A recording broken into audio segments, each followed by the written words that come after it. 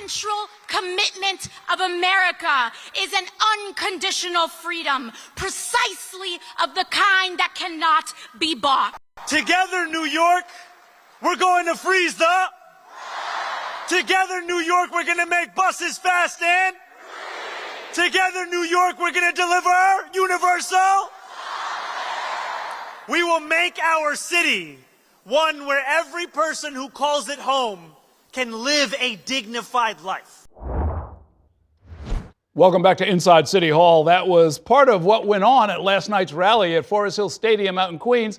There were 13,000 people there. It was nearly full, with supporters gathered to hear from Democratic nominee for mayor Zohran Mamdani, Congresswoman Alexandria Ocasio-Cortez, and others. They were joined by Governor Kathy Hochul, by State Senate Majority Leader Andrew Stewart-Cousins, Senator Bernie Sanders.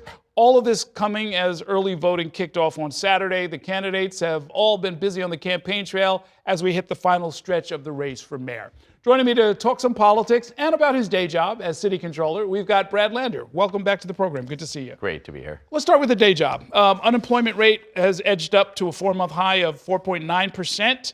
I'm wondering, because I understand that a lot of the data, at least on the federal side, is not available because of the shutdown. That's right. Are these numbers reliable?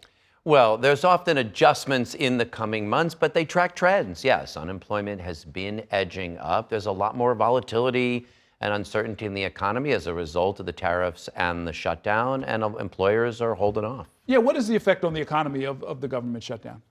Well, I mean, obviously there's people already starting to feel the pinch in different ways. 7,000 families have had their housing vouchers pulled back. Others are waiting to see, am I going to have my SNAP benefits? We have a meaningful number of federal workers here, and they've been furloughed. I talked to the CEO of one of the big hospitals who said they're anticipating a $100 million cut if the essential plan is hit in January.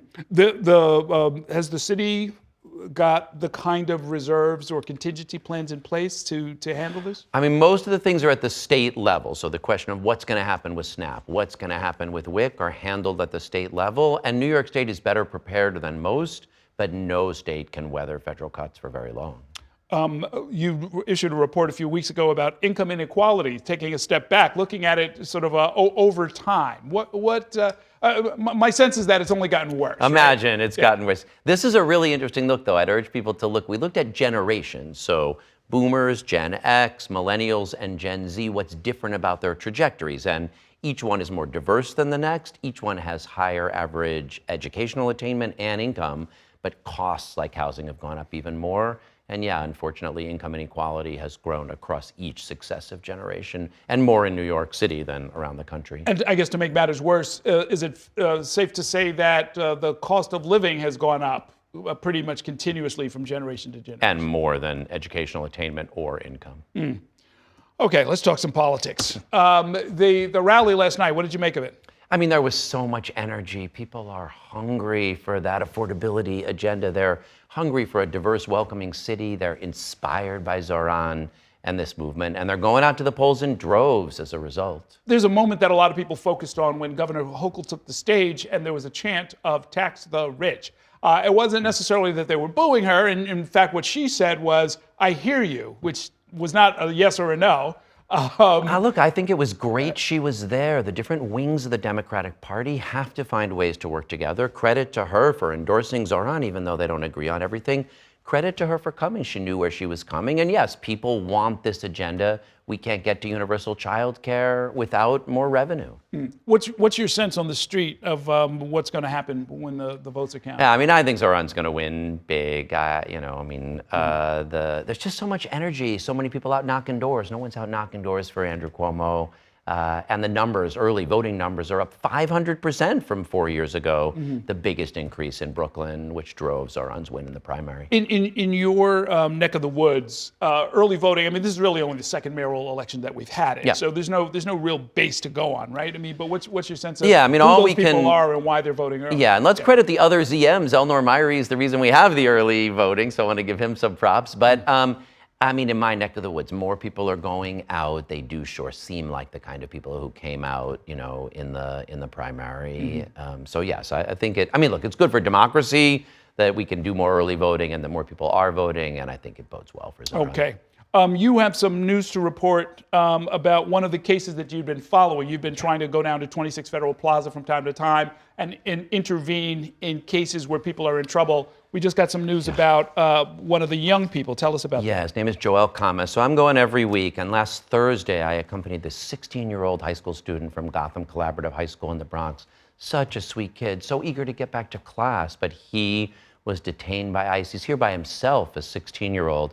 But the good news is that the judge just issued a temporary restraining order, so ICE can't remove him from the country, and his lawyer is going to keep fighting to get him out so he can get back to class. Where's he from, and where were they going to deport him? He's from Ecuador, and Ecuador is where they would probably deport him back. Okay.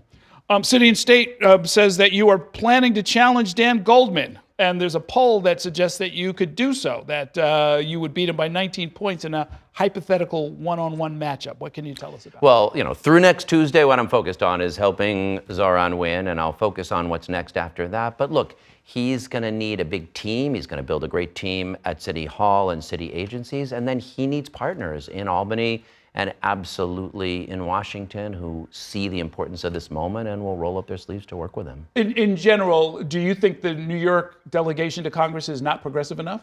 Look, I think this is an urgent moment in our country's future, and everybody's got to show up in the ways that they can. That's why I think it was great that Governor Hochul showed up last night, and it is why I think at every level we need people who are going to stand up and fight Trump, deliver that affordability agenda, and remember what it means to wake up every day in the city with that copper-plated statue in the harbor, reminding us who we are. So let's go get on the field. What does it say about the Democratic Party that I believe the Queen's organization has still not made an endorsement at this late? I mean, I have to say, all these Democratic leaders who haven't endorsed the Democratic nominee for mayor, this is how we do things. We have primaries. We go fight in them. I ran in that primary. A candidate wins, and Democrats should go support them. And sometimes that means it's a candidate more moderate than you would have chosen out in the suburbs, maybe. Sometimes it's a bold progressive with a vision for affordability that people are excited about. And yes, Democratic leaders and Democratic county organizations ought to be on the field supporting him. Why is this different this time? I mean, I guess there's a perception there that because he's a democratic socialist, I don't really know, maybe because he's Muslim.